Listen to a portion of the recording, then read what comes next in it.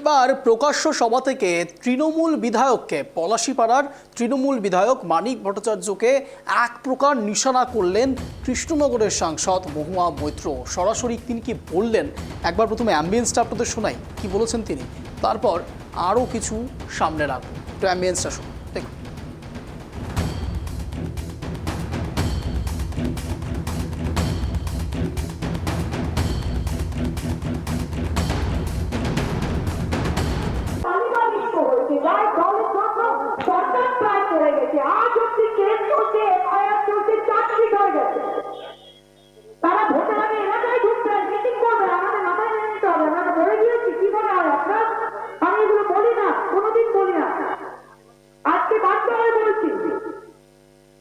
যারা দলকে কালিমালিপ্ত করেছে, ডাক্তার এটা রঘু ডাক্তার, খিচকে চোর নয়, পকেট মার নয়, শয় শয় কোটি, তার চোর, তার বউ চোর, তার ছেলে চোর, তার চোদ্দ গোষ্ঠী চোর।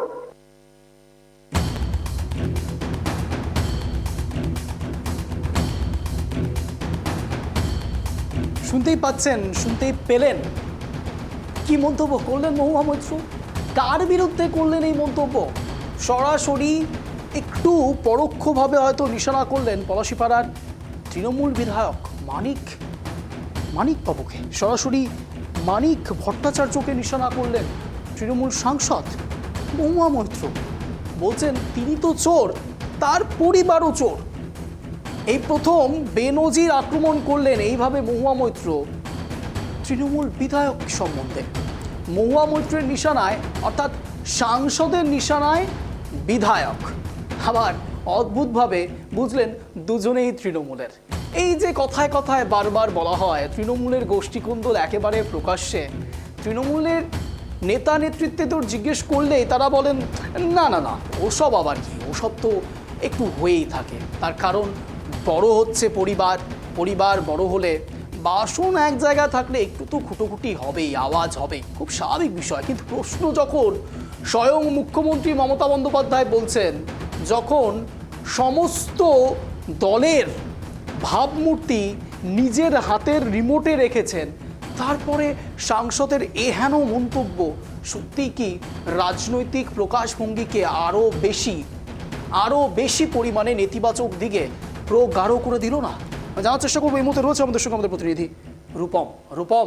কার্যত মহুয়া মৈত্রের নিশানায় মানিক ভট্টাচার্য ঠিক কখন এই মন্তব্য করেছিল রূপম? এই যে ছবি আমরা দেখতে পাচ্ছি, কখন এই সভা হচ্ছিল, এবং এই পর্যায়ে দাঁড়িয়ে থেকে তৃণমূল বিধায়কের পক্ষ থেকে কোনো রকম সাড়া?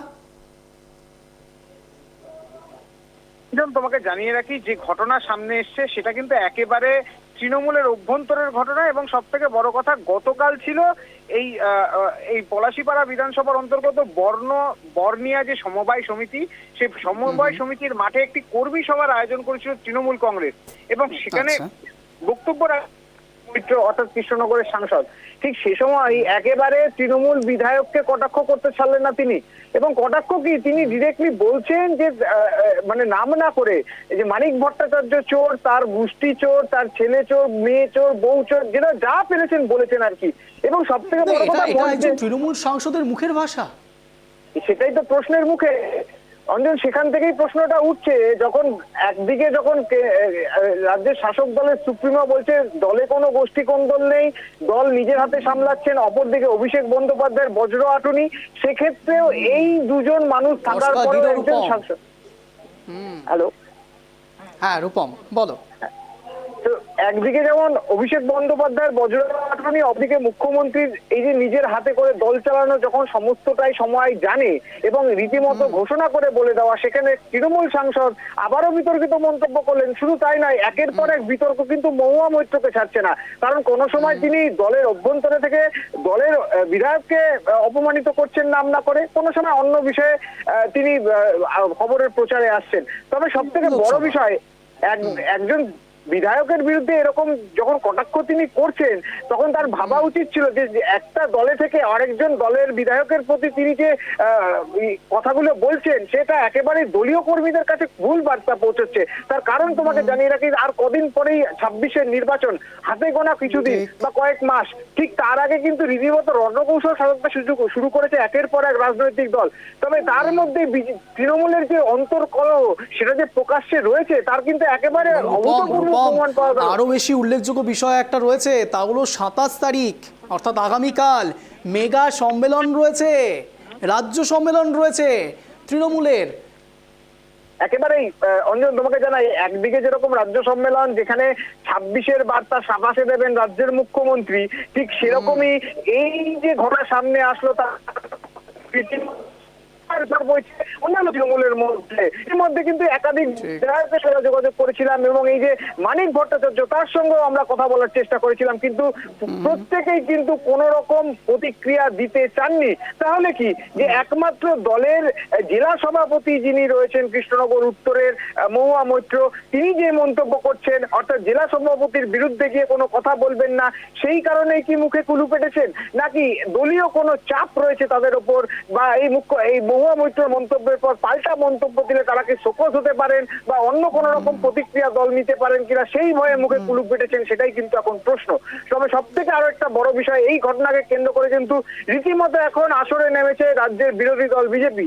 তারা কিন্তু ইতিমধ্যে জানাচ্ছেন যে এই যে ঘটনা, তারা একদম স্পষ্ট যে সাধারণ মানুষকে ছেলে খেলা করছে তৃণমূল এবং রাজ্যের সরকার। ঠিক সেই রকমই একজন সাংসদ হয়ে একজন বিধায়কের প্রতি যে মুখের ভাষা, একবারে প্রকাশ্য জনসভায় যে কর্মী সভা হয়েছে, সেখান থেকে তিনি যা কথা বলেছেন তা একেবারে নিন্দনীয়। তবে তোমাকে জানিয়ে রাখি, এই মহুয়া মৈত্র কিন্তু একবার না একাধিকবার এই কথা বলেছেন, এবং তার সঙ্গে তিনি বলেছেন তিনি বলতে চান না, আজ তিনি বাধ্য হয়ে বলছেন। তাহলে বাধ্য হয়ে কেন বলতে হলো? তাহলে কি দলের সাংসদের কথা শুনছিলেন না বিধায়ক, নাকি বিধায়কের কথা মানতে চান না এই সাংসদ? এই নিয়েই কিন্তু এখন রীতিমতো দোটানায় রয়েছে তৃণমূল কংগ্রেস। তবে একদিকে যখন আগামীকাল আর কিছু ঘন্টা পর যখন এই মেগা সম্মেলন রয়েছে দলের, ঠিক তার আগে এই যে সংসদের এই যে বিরূপ প্রতিক্রিয়াপূর্ণ মন্তব্য সামনে আসছে, তখনই কিন্তু একেবারে তৃণমূলের গোষ্ঠীকন্দল সামনে আসছে।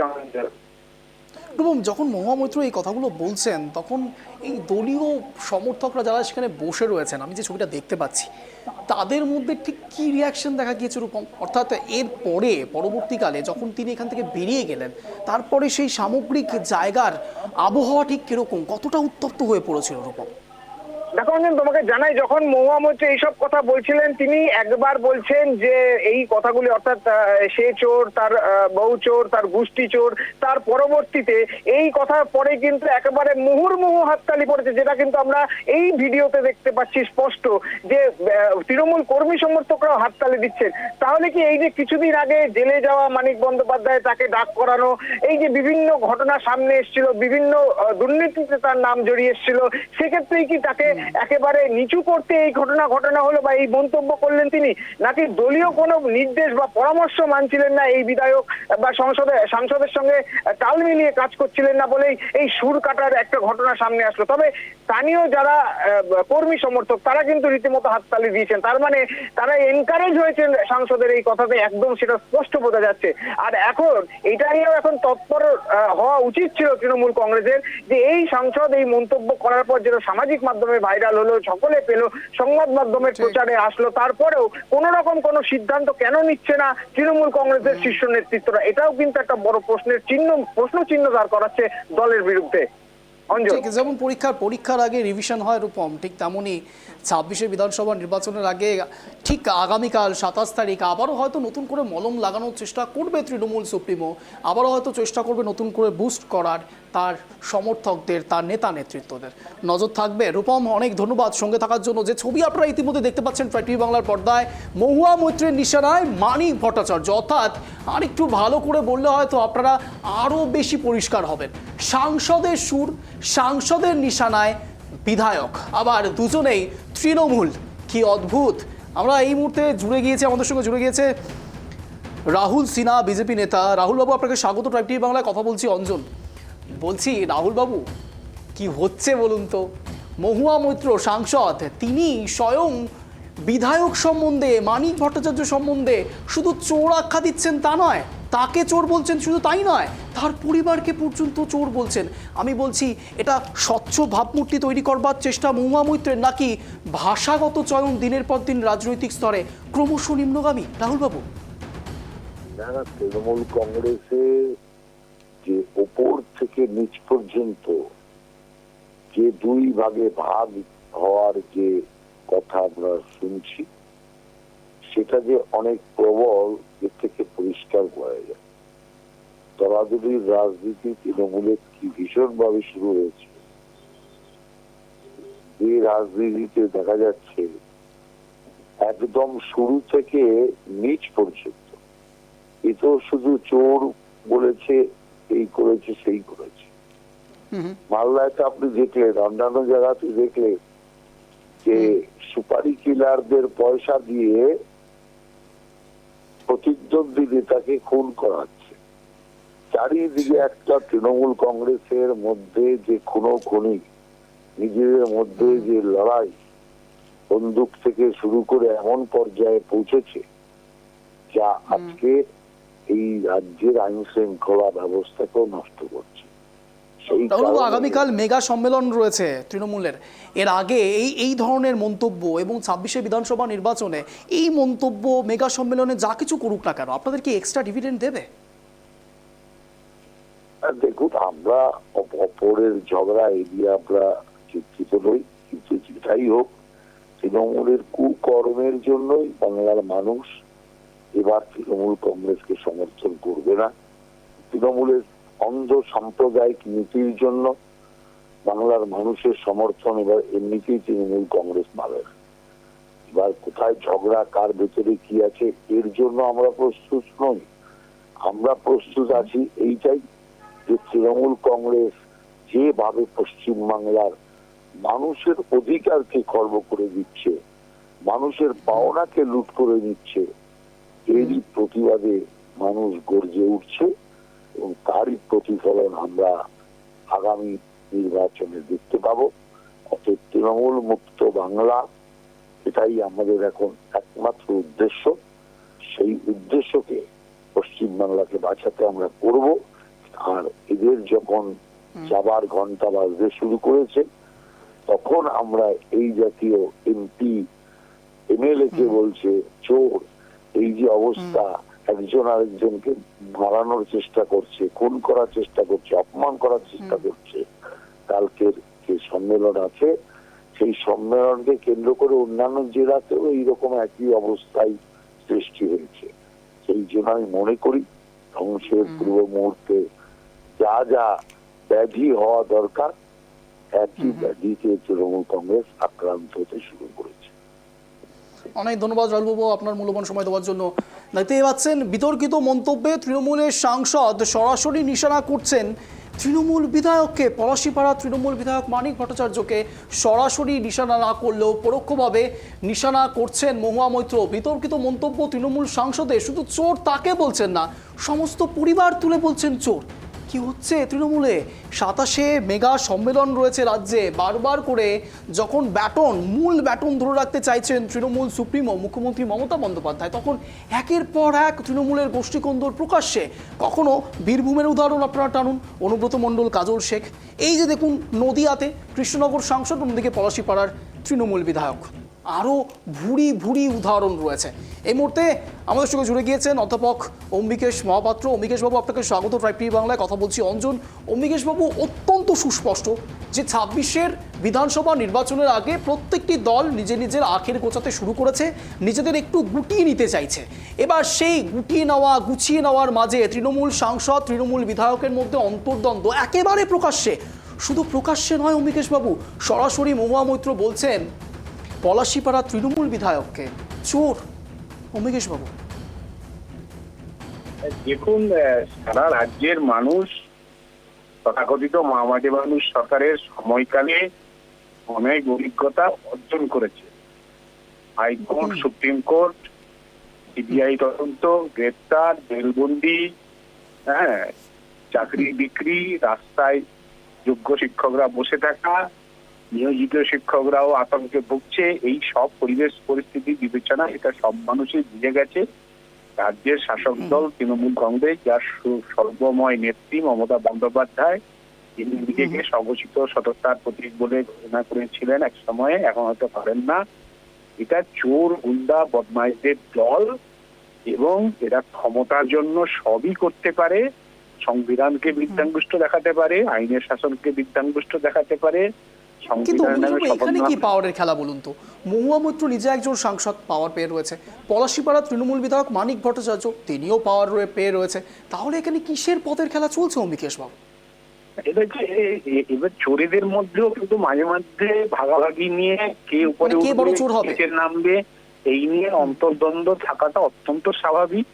এভাবে সেখানে দাঁড়িয়ে যেহেতু মানিক বন্দ্যোপাধ্যায় এবং মানিক ভট্টাচার্য এবং তার পরিবার, তার স্ত্রী, তার ছেলে ইতিমধ্যে জেল ঘুরে এসেছেন, অতএব মহুয়া মৈত্র নিজেকে সর্বভারতীয় ক্ষেত্রে একেবারে সৎ, চোর নয়, দুর্নীতিবাজ নয় প্রমাণ করার জন্য তিনি এই কথাগুলো বলছেন, নিজের ইমেজটাকে বাঁচাবার জন্য বলছেন। তিনি তো ওই দলেরই একজন সাংসদ।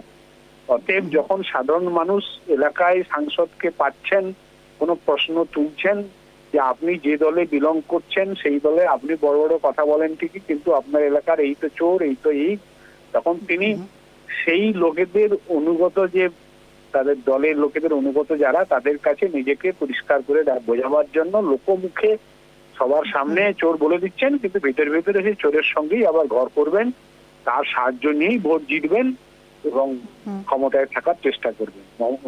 আচ্ছা আপনার অম্বিকেশ বাবু, মহুয়া আপনি মৈত্রকে- পেশাগতভাবে একজন অধ্যাপক।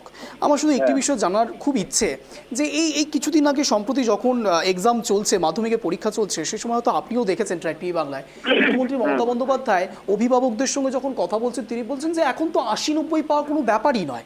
এবার প্রশ্ন হচ্ছে, স্টুডেন্টসরা 80-90 তো পেয়ে যাচ্ছে, কিন্তু সাংসদ, একজন তৃণমূল সাংসদ যিনি একজন উচ্চস্তরের মানুষ, তিনি যদি এইভাবে ভাষা চয়ন ব্যবহার করেন, শব্দ চয়ন ব্যবহার করেন, তাহলে নেক্সট জেনারেশন কি শিখছে অম্বিকেশ বাবু? দেখুন, আপনি মমতা বন্দ্যোপাধ্যায় অভিভাবকদের কাছে মাধ্যমিক পরীক্ষা চলাকালীন যেটা বলেছেন, এটা নিয়ে অনেক রকম কথা বলা যায়।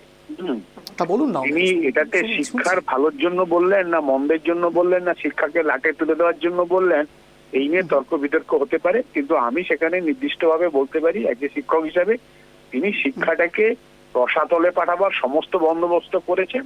এটা তারই একটা উদাহরণ মাত্র।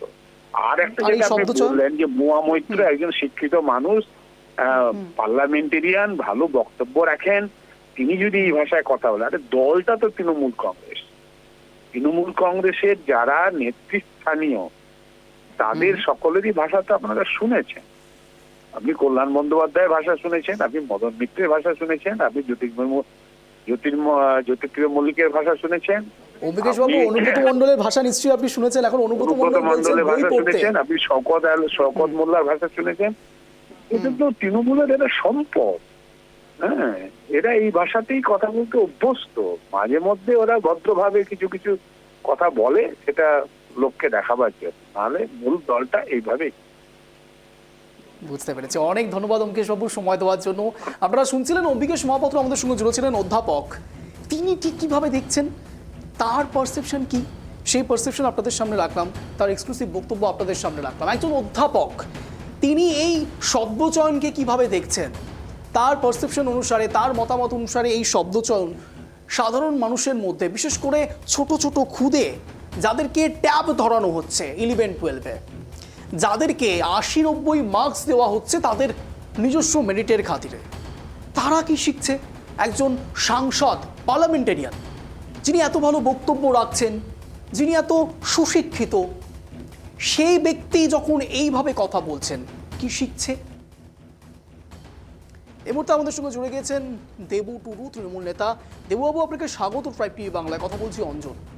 দেবুবাবু, এই যে মহুয়া মৈত্র তৃণমূল সাংসদ, পলাশীপাড়া তৃণমূল বিধায়ককে চোর বলছেন পরোক্ষভাবে, আর আপনারা বলছেন যে আপনাদের মধ্যে কোনো রকম গোষ্ঠী কোন্দল নেই, মূল ব্যালটটা ধরে রেখেছে সুপ্রিমো। আগামীকাল আপনাদের মেগা সম্মেলনও রয়েছে।